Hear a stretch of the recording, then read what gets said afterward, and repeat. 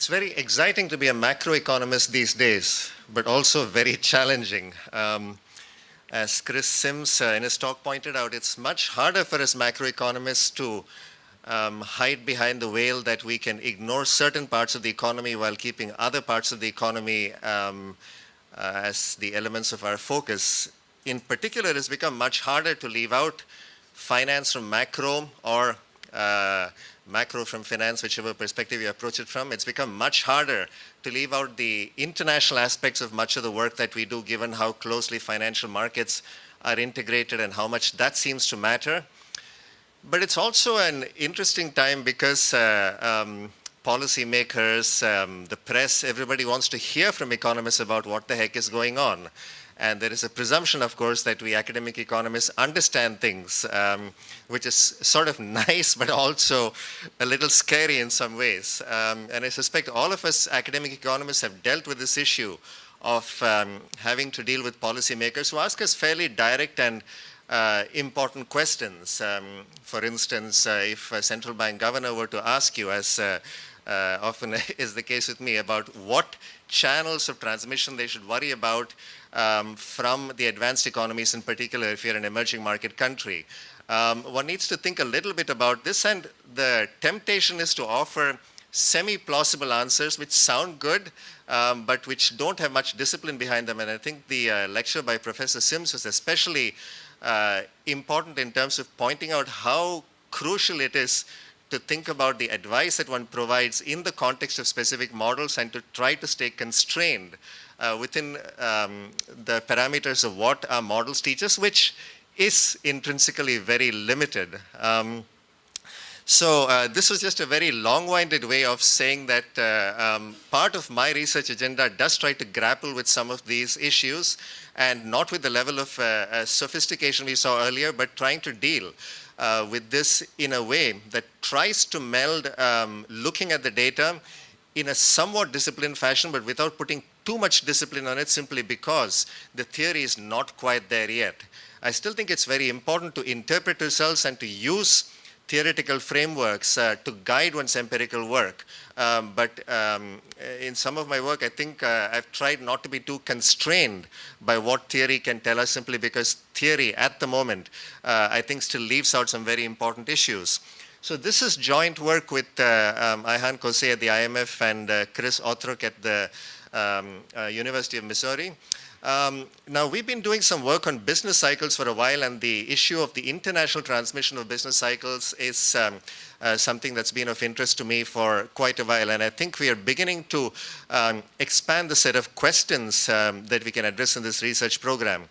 So what I want to talk about today is a sort of overview of the research agenda. And given the nature of the audience here, I thought it's important to first lay out the research agenda, talk about what we hope to achieve in the ideal world, and then provide at least some flavor of the technical work. And the particular paper that I was hoping to talk about in more detail, the progress has been far more limited than ideal. So I'm just going to talk a little bit about the progress we have made in that project.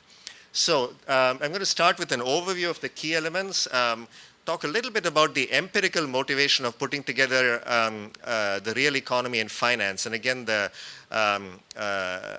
very impressive lecture we just heard has essentially done that in a much more sophisticated fashion. But I want to again link some elements of existing theory to the empirical work I want to talk about.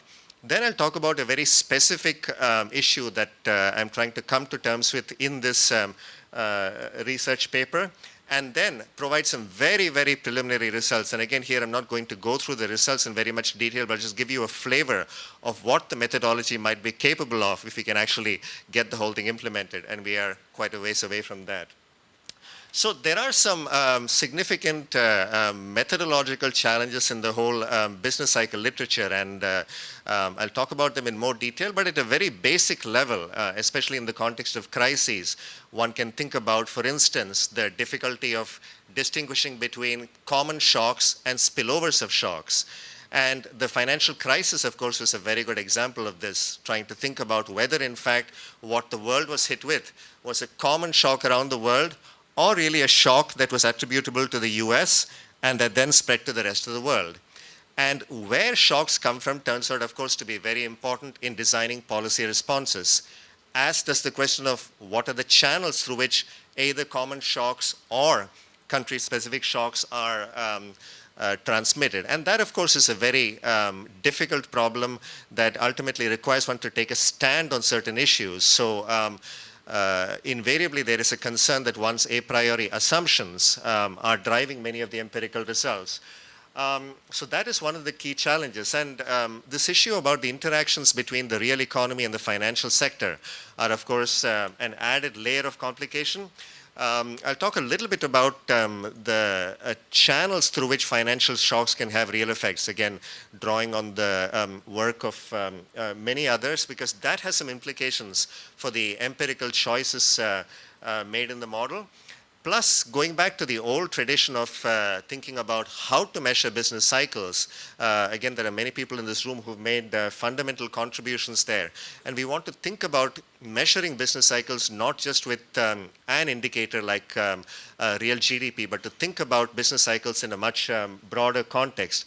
And finally, we need to think a little more about the world at large. And given the rising importance of emerging markets, it's hard to think about shocks going in just one direction, from the advanced economies to the emerging markets. Increasingly, what happens in China matters for what happens in many advanced economies, including to some extent the US. So one needs to think about an empirical framework that can handle dealing with much broader groups of countries. So let's start with some of the analytical things that one has to grapple with in this issue. And this is one major methodological challenge I've already talked about, trying to distinguish between country-specific shocks and shocks that are going to hit an economy, hit all economies, but in different ways and at different times. And also with more trade and financial integration, one needs to think about two types of spillovers, both direct spillovers, say the US economy affecting Brazil, but also in the context of the model, the US economy affecting the world component in some sense, and then through the rest of the world affecting Brazil, or through specific countries. Perhaps the US affects China, although increasingly it's more a question of China affecting the rest of the world. But from the point of this typology, thinking about the US affecting China and then affecting Brazil. So once you start thinking about the ways in which an economy can have shocks transmitted to it from the rest of the world, whether these are shocks emanating from a particular country that feed into it, a global shock, or a shock that is transmitted to a third country, becomes important. And you can immediately see that this is, we have no hope in hell of sorting out all of these channels. So we're going to have to start in a much more modest space. Then one has to think about these financial and real spillovers, because the presumption for many of us working in business cycles was that we could think about the real economy, and the finance part of the economy was sort of in the background. In many macro models, of course, there was a closer integration of the two, but in some of the reduced form work on business cycles, that was essentially set aside. But that's become much harder to ignore, and especially when one thinks about cross-country propagation of shocks or spillovers of shocks, that's something we do need to keep in mind. Now, of course, when one thinks about these spillovers, it's not quite so important for a specific class of questions. So it's sort of crucial to be clear about what questions we are after here. If it's simply a matter of measuring co-movement, then we care a little less about where the co-movement across countries comes from. We just want to understand better how closely business cycles in different economies are connected. But if one wants to think about policy issues, and increasingly, perhaps if one wants to think about the co-movement issues itself, then one does need to think about the spillovers of shocks. Because ultimately, if it turns out that a lot of the channels are through financial markets, then even if countries do the right things with their macro policies, it's not obvious that countries can protect themselves. And again, there are many real-world examples one can point to, with many emerging markets now being in much better macro shape in terms of the standard fundamentals. They have much better public debt to GDP ratios on average than the advanced economies. Many of them have floating or flexible exchange rates and much better monetary policy framework. Many of them have inflation under control. And yet, when the advanced economies do crazy things, that spills over through financial channels, even if the trade channel is less potent. So the set of issues we have to deal with has become much broader, although I think this makes it incumbent on us to define the question somewhat more sharply. So let's start by talking about this one particular complication, which again has been dealt with in some depth already. So I'm going to talk a little bit about the interactions between these two parts of the economy, talk a little bit about the theory and the empirical evidence which guides us towards putting finance into these reduced form models. I'll show you a few correlations, and of course these matter, and I think it's not something I need to persuade you about, that financial market shocks do have significant effects, not just in financial markets themselves, but in the real economy. So I'll just motivate that a little bit based on some work that I and my co-authors have been doing. And there's been some work on this particular set of areas. So there is a tradition of trying to meld together finance and macro. So this is not like it's completely new and we macroeconomists are waking up today and realizing that finance and macro need to be put together. There is a long tradition of looking at financial factors in driving business cycle outcomes. There is some work in the business cycle literature itself trying to think about the nature of financial variables, although there, again, it wasn't so much a matter of tying together finance and real variables, so just seeing them as being parts of the same phenomenon. And then, of course, there are issues about the implications of financial crises for the real economy, and one of my co-authors in particular, Ayhan Kosei at the IMF, and Marco Terrones, who gave a talk yesterday, have been doing a lot of work in this area, and this is, again, just very basic reduced form stuff showing what the relationship between is financial market variables and real variables. And the notion is that financial markets have become more important, that they are driving real activity, and there is some evidence that this is so, but if you look at very simple and simplistic measures of correlation, say, between house price changes and output growth, it's not obvious that things in the what we call the globalization era, which is the era after the mid-1980s when financial globalization really took off, it's not obvious that those correlations have actually increased within each country. Equity price changes, on the other hand, are much more substantially correlated with real variables. And even there, in emerging markets, there is this curious disconnect between what is happening in the real economy and what is happening in equity markets in particular. So this tension is actually going to permeate some of this work, because it turns out that with more financial integration, financial markets have actually become much more correlated. But it's not obvious that that has led to much more correlation, at least in normal times, between real variables in terms of the way we traditionally think of business cycles. And I'll show you some results related to that shortly. And what seems to be the case is that in many economies, the financial markets and the real economy are getting somewhat disentangled. And again, the US is one good example of this right now. The US economy is not doing too well. US equity markets are doing very well, of course, perhaps thanks to Uncle Ben. If you think about China, the equity markets have been doing terribly. The economy is not doing quite so badly. So this becomes an issue as well, not just thinking about financial spillovers, which seem to be getting stronger, but whether in fact they have been having a greater effect on the variables we care about. So if you look at these cross-country correlations, there is a slightly different picture. If you look at the correlations, this is cross-country correlations of output growth. And again, this is very basic stuff. There's nothing the slightest bit sophisticated here. Looking at the difference in correlations of output growth across countries, and this is the average correlation across a bunch of advanced and emerging market economies. That correlation has gone up in this globalization period, and the difference is statistically significant, which is what those asterisks are telling you. House price correlations have gone up around the world, and Here we're getting into slightly more murky territory, why house prices should be correlated across countries. Equity prices have become much more correlated, and credit growth has become somewhat more correlated.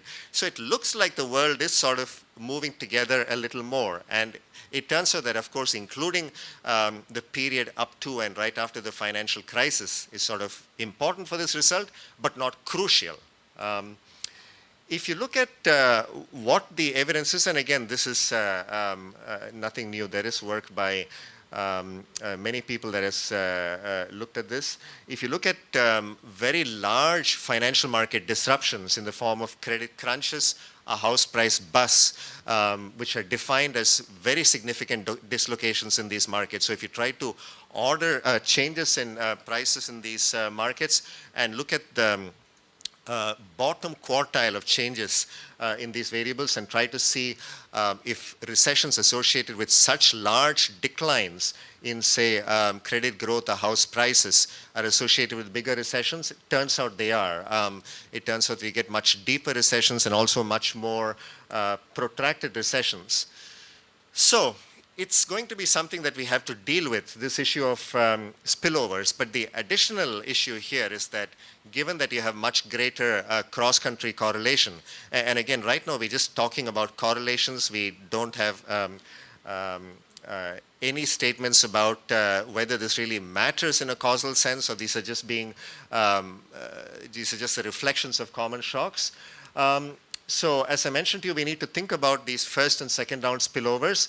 And one wants to have a framework in which one can jointly analyze the advanced economies and emerging markets. And I've already hinted at this issue that the financial market spillovers seem to be greater. So these are all plausible statements again, but one needs to look at them.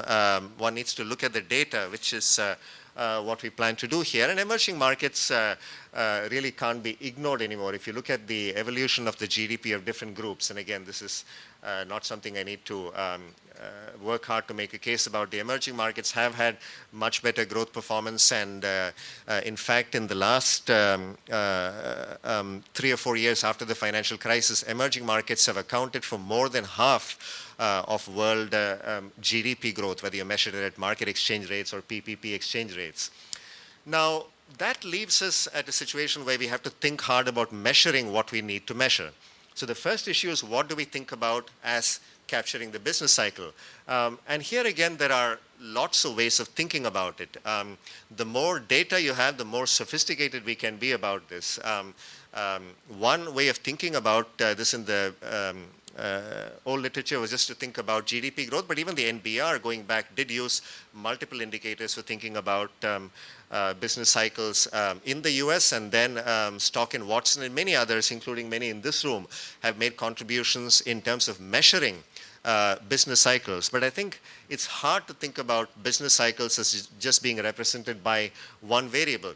But this creates complications when you start looking at multiple countries, especially emerging markets. I think many of us would love to do what Stock and Watson have done for a bunch of countries, but it ain't realistic. But one does want to work with broader measures of business cycles. So what we do in this work is basically use 3 key macro aggregates: output, consumption, and investment.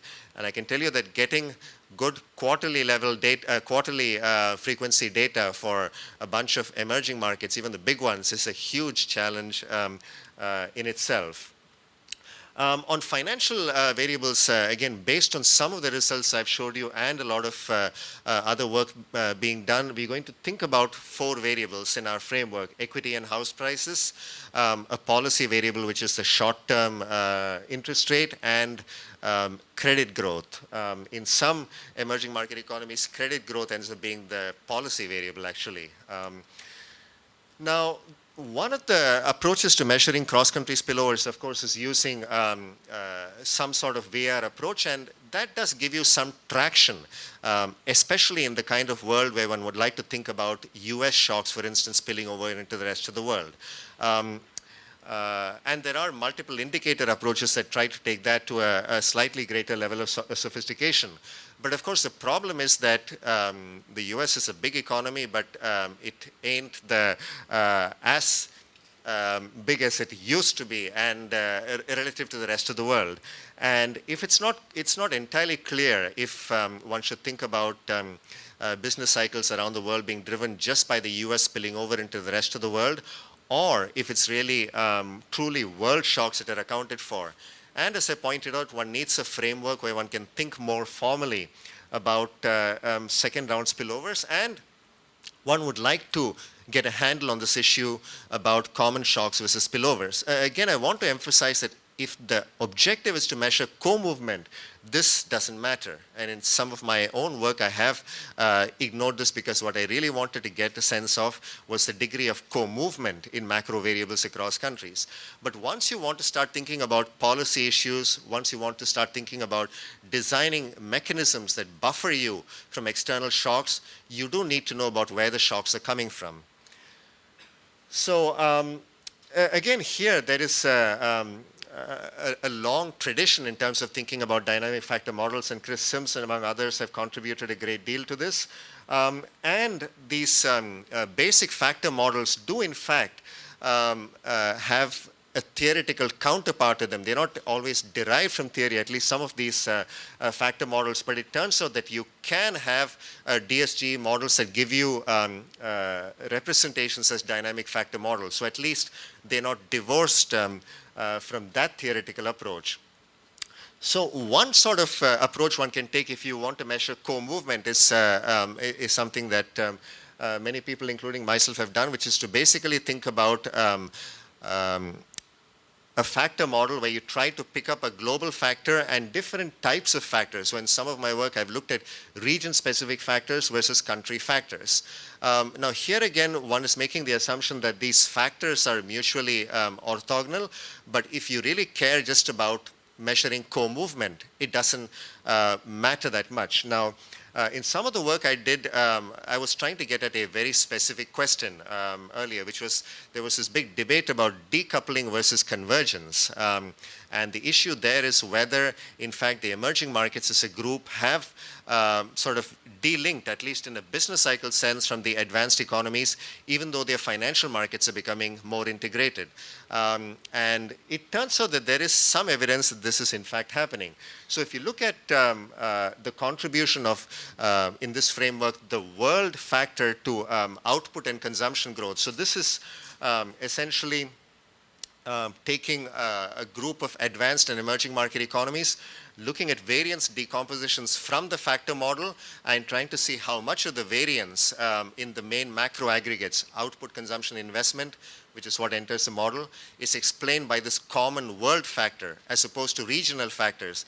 And when we were looking at the regional factors, we did look at geographic regions. It turned out that geographic regions don't matter as much as a split between advanced economies and emerging markets. So the regions here really refer to the advanced economy group on the one hand and the emerging market group on the other hand. And the curious thing was that if you look at the contribution of the world factor, it actually went down in this period of what we call globalization. And this seemed sort of counterintuitive because after all, with closer trade and financial linkages, what you expect to see is business cycles moving together much more closely across the globe. So one economy gets hit with an adverse shock through both the trade channel and the financial channel, it should spill over into the business cycle of the other economy. Turns out that that doesn't seem to be happening here. But the interesting thing is that if you look at the contribution of the regional factor, and of course it's a contribution of the regional factor to output growth of countries in that region, there we found that the contribution of these regional factors actually went up. So in other words, the interpretation that we had is that if you look at the real economies, the advanced economies are sort of becoming more closely linked in terms of their business cycles. The emerging markets are becoming more closely linked in terms of their own business cycles, while there is a bit of a dissociation between these two. Now, of course, all bets are off on this when you have a massive shock, although it turns out that even if you include the latest massive shock, these results hold up. In fact, they become somewhat stronger. These results are based on data that go through 2010, because what happened when the financial crisis hit, of course, it looked like everybody was going down the tubes. But what happened in reality, of course, in 2009 and 10 is that the advanced economies continued doing very poorly while the emerging markets recovered very, very quickly. So in fact, from a business cycle perspective, even though this notion that the emerging markets is sort of decoupled seemed to have gone out the window, in fact, if you start looking at the data in the sober light of day, it does look like the business cycles did remain dissociated from each other. And if you put the two together, the global factors and the regional factors, and look at the overall contribution to the macro variables, it turns out there wasn't much of a change. These changes turn out not to be statistically significant. So in fact, it's not that closer financial integration and trade integration has removed common elements, but it's moved the common elements away from the world level to the advanced economy level and the emerging market level. And in this prior work, we actually went through some of the reasons why this might be so. If you look at trade patterns, for instance, for the emerging markets, their big export markets used to be in the advanced economies. And advanced economies are still important, but the amount of trade amongst emerging markets accounted for the share of emerging markets trade accounted for by intra-emerging markets trade is close to 60% right now. So emerging markets are not relying that much on advanced economy final markets anymore. So we don't have a good handle yet on why this might be so, but at least we have some plausible story. So with this as the background, what do we try to do in this work that I'm going to tell you a little bit about today? So what we're trying to do is extend this framework in a way that we can not just talk about co-movement, but actually try to understand the channels for these spillovers. So we're going to try to separate the components. At the same time, we are measuring the size of the spillovers and what we hope this method will deliver. And it seems to be sort of working. Anytime somebody tells you seems to be sort of working, you're a little worried, but at least we are on track. So we are hoping to distinguish between common global shocks and spillovers. And the nice thing about the factor methodology that I'm going to talk about now is that it can handle a very large data set, because I've already made a case for why you want to have multiple indicators of business cycles and a case for why you want to have multiple countries in there, a fairly large set of countries. At a minimum, you want to think about, say, something in the range of 25 to 30 advanced economies, 25 to 30 emerging markets, which together account for about 90 to 95% of GDP growth. Not that the rest of the world isn't important, but this is where the bulk of world GDP is produced. And that sort of economies you need to handle, and the multiple indicators, trying to look not just at one variable, but multiple real and financial variables, is important to give us a handle on both real and financial cycles. So again, it's a fairly simple factor structure, and many of you have encountered this before, but there are going to be at least a couple of innovations. So capital gamma T is just going to be an n-dimensional vector of idiosyncratic shock, where each element is going to be allowed to follow an independent AR process of order Q. Psi L, I always used to have trouble with psi, and Marty Eichenbaum at a seminar he gave at Chicago when I was a graduate student stumbled on that, and I said, let's just call it pitchfork. And ever since, I've been following his lead and calling it the pitchfork anytime I forget. But for now, I remember because I wrote this down. So psi is a block diagonal lag polynomial matrix. Omega is a covariance matrix that is restricted to be diagonal. And what's important here are the latent factors F. And you'll see that that has a particular structure as well that allows us to capture dynamics in the model. So capital F is a matrix that includes the latent factors as well in the contemporaneous values as well as lags. So the lags of the factor enter into this state equation 3. Phi of L is essentially a matrix lag polynomial that governs the evolution of these factors, and how we specify that has some implications for what sort of spillovers we're going to allow in the model, because that shows you the way in which we restrict how certain factors are allowed to affect other factors. And our basic restriction is that it's going to be block diagonal, and beta, of course, is the matrix of factor loadings that you multiply the factor matrix with. So in the simple exercise that we're going to start with, essentially we're going to think about this as a block diagonal matrix, and how we restrict factor evolution is going to allow us to capture and measure spillovers. So you have to make some trade-offs in life. So we're going to use a structure that is fairly flexible, but it's not entirely flexible in terms of allowing any types of spillovers. We do have to put some kinds of restrictions that we're going to do based on plausibility. So the notion that the US is going to affect the rest of the world is one specific thing that we look at. And it turns out in the context of the financial crisis and so forth, trying to distinguish between US shocks, that is US shocks that then spill over into the rest of the world, rather than common shocks is of some interest. So that's the sort of exercise we can do. So if you think about the standard sort of approach, typically phi L is block diagonal, and the exercise that I'm going to talk about here as an illustration is basically going to, I didn't write this down, essentially going to focus on just the G7 economies. So I don't have to show you a massive matrix, and that's the illustrative exercise I'm going to have here. So essentially you're going to have a model where you're going to try to identify one common factor around the world and 7 country-specific factors. So those are going to be the off-diagonal elements that we are going to look at. And I should point out also that one can think about this as a sort of state space equation where equations 1 and 2 give you the measurement equation, and equation 3 is the space transition equation.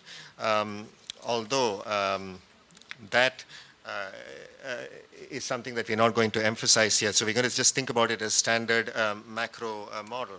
So like I said, we're going to impose 0 restrictions on certain factor loadings to identify the world and country factors. So one example that we can use is where we allow the US to affect the world factors. So the exercise here is to think about whether you can have a US-specific shocks that spills over into the rest of the world and in the next round affects the rest of the world, possibly including the US itself.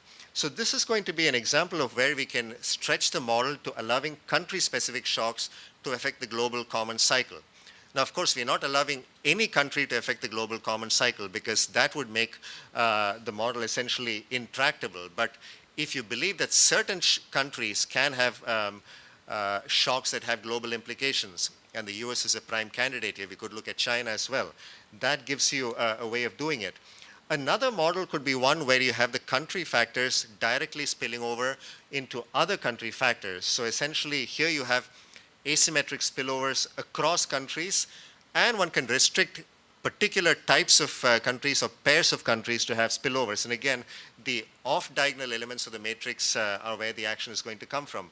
Or you can have a fuller decomposition where you set the relevant off-diagonal elements not to be 0 so that you have a full decomposition of these 2 types of spillovers where you have an effect from the US to the world factor and then to a country versus from the US to a country. So these are technical details about the estimation, and given the lateness of the hour, I'm not inclined to go through this. If there are any questions about the technical methodology, I'm happy to go through this. It's fairly straightforward. I should point out that the priors that we impose here are fairly diffuse, except for imposing stationarity. And this stuff is the analog to the state space setup is fairly standard. We're going to experiment here with using 2 and 3 lags in the autoregressive structure. We're using quarterly data here, so 3 lags seems reasonable, but it gets somewhat harder to deal with this model. And when we did some tests with these smaller structures, it turned out that we didn't really need to go much beyond 3 lags in order to get the sort of dynamics we were interested in. So the estimates of the factors themselves are going to be actually quite similar as in a model with spillovers, but the important thing is that we're going to decompose these factors and their contributions to the variance of the variables we're interested in a reasonable way. And My co-author Chris Otrok, who's a much better econometrician than I am, assures me that this point is true. That in fact the estimation of the factors is going to be robust to minor misspecifications, and in the paper that we're working on we'll have much more details about a justification for this. Now what we're interested in looking at, of course, is the variance decompositions, and here we have to think a little bit about how we set up these variance decompositions, because the simple factor model has this nice property that the factors are orthogonal. So you can basically decompose you can do the variance decompositions quite easily, because the variance decompositions must add up to the total variance of the series. So showing how much of the variance is attributable to a given factor is relatively straightforward. We don't have that luxury here because we are allowing for a much more flexible factor structure. But as the horizon gets large, we get closer to the unconditional variance decomposition. So we're going to rely on that factor to get to this. So essentially, with the benchmark cases would be completely straightforward. So we're going to start with the one step ahead forecast of the factors and the idiosyncratic component. And then the forecast of the observable variable basically allows you to have the forecast error decomposed into the component attributable to the innovations to the global factor, which is this part, and the country factor, as well as the innovations to the idiosyncratic component. So the contribution of the global factor to the one step ahead forecast error of the first observable variable, which is what you're looking at here, what you do is basically divide the forecast error contributions, say, of the world factor, if that's what you're interested in, divided by the forecast error for the observable time series. And as you extend the horizons, this thing begins to settle down and gets you closer. At a very long horizon, in a theoretical sense, it gets you to the unconditional variance decomposition, but it turns out it settles down fairly quickly at a horizon of about 20 to 25 quarters. And you can do the same calculations for the contribution of the country factor and so on. So how does this differ from a lot of similar attempts to do this? So again, without pushing too hard on this term, one can think about this as a sort of general equilibrium approach. And again, I don't want to over-characterize what we're doing. But if you think about what we might think of as a partial equilibrium approach, you basically take US output as given and see how the shocks are transmitted to the rest of the world, or how a financial variable may have a shock that is then transmitted to the real economy. We're going to allow for much more flexible feedback from the country to the world, from the financial to the real sector. Again, not in a completely unstructured way, because that would be hard to implement, but we are able with this framework to parse out the individual components to isolate both the country and world cycles in these two sets of variables that we care about, the real and financial variables. So what we're getting at is really a measure of what is common across a very large data set. And the world factor, we've done some estimations with a much larger data set. And as you can imagine, it's not a huge world factor. This does not mean that there isn't some commonality around the world. But it turns out that given the demands we impose on the data, looking across a very broad group of quite disparate countries and a very large group of variables, we don't get a huge world factor. The other issue here is the US factor is not just capturing US data, but essentially we're taking away what one might think about as the global component.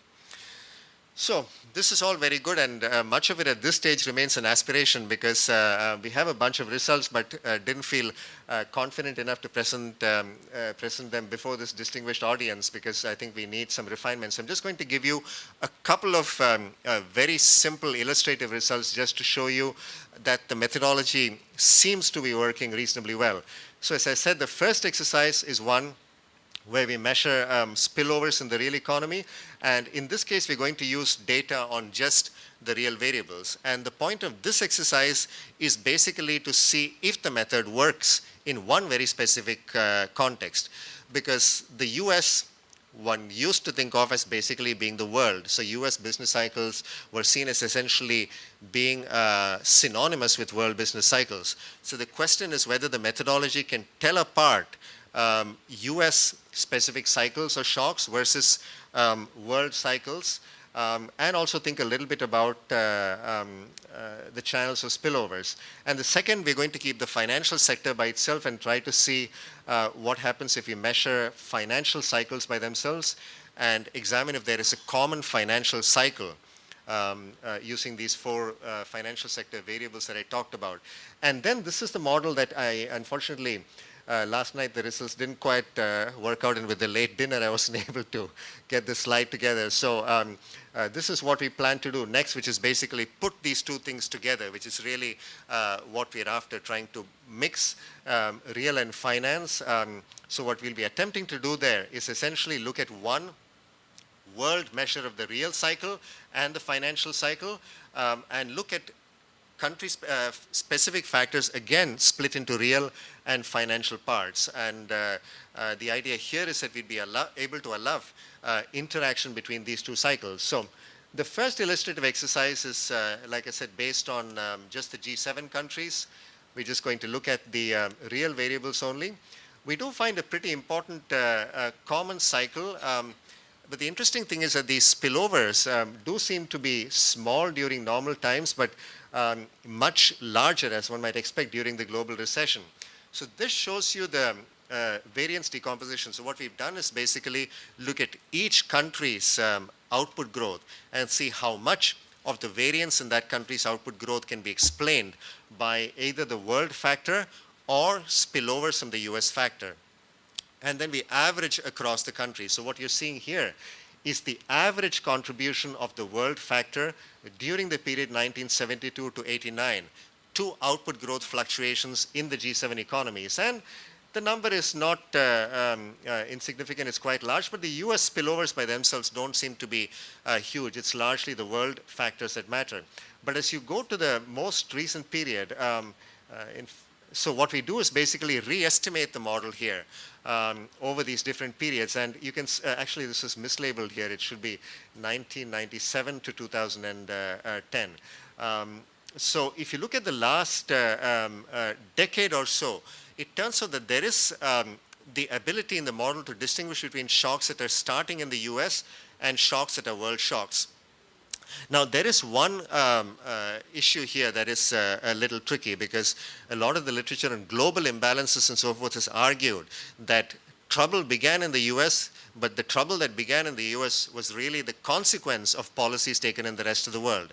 We can't tell that apart because there is no easy statistical way to talk about policy variables or policy shocks in other worlds, in other countries that then spill over into real and financial markets in the US and then spill over back. But at least in terms of distinguishing between what we know to have been the case, that things got very rough in the US before they got rough in the rest of the world, it turns out you can make a pretty clear distinction between these two sets of variables. So if you look at the contribution, I've just taken the previous picture and distributed the variance shares between the world factor and the US spillover, and this is mislabeled here as well. So it's clear that the US factor has become much more important. So if you can separate out spillovers from the US factor versus the world factor, there is some traction in this model to being able to tell the two apart. And here I didn't put up any specific results, but when we look at these results, basically what we find is that the common G7 cycle is actually just for the stock market, which to some extent surprised us until we started thinking a little more about the results. Because if you look at individual variables, so if you look at a model that uses just housing prices or global credit, it turns out there is in fact a common cycle across countries in house prices. There is in fact a common cycle across countries in global credit. But if you put in the equity market variable, that variable is what has been co-moving most closely across countries. And the common cycle, once you throw all these variables in, is really only for the stock market. So if you go back to a more simple approach of thinking about a simplistic factor model, it suggests that the stock market cycle is really the largest financial component. So at least so far, the methodology is passing the duck test. It does look reasonable if you look at what the implications are for financial market cycles and for real cycles. I'm just going to conclude by talking about what we hope to do with this methodology, which is basically combine the real and financial variables, use a much larger set of countries. The illustrative results I showed you are just for the G7. And we need to think a little harder about what variables best capture these financial cycles. So one way of re-asking the question I asked earlier, what is the relevant channel of transmission of financial shocks? This will enable us to get at least a part of the handle on this by trying to think about where the common shocks are.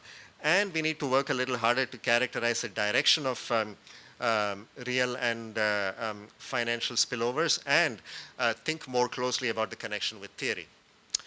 So that's where we are as of now.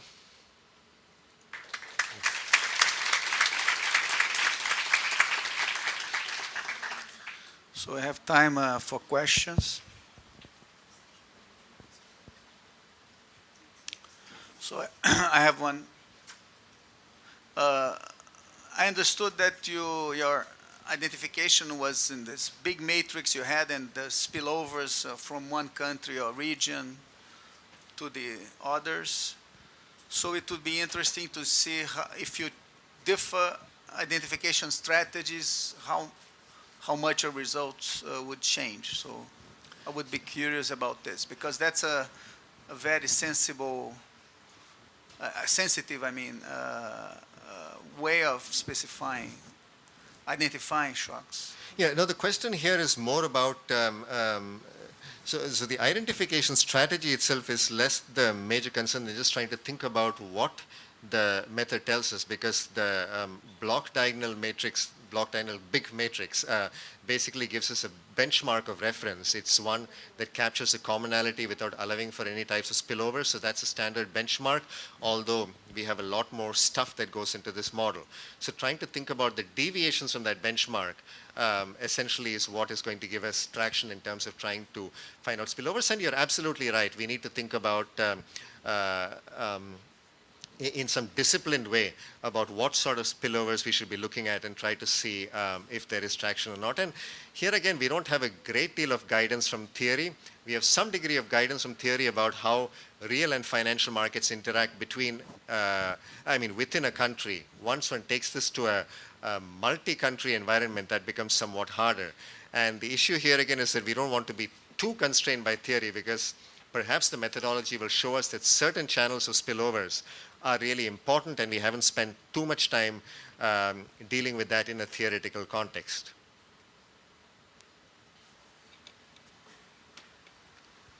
Questions?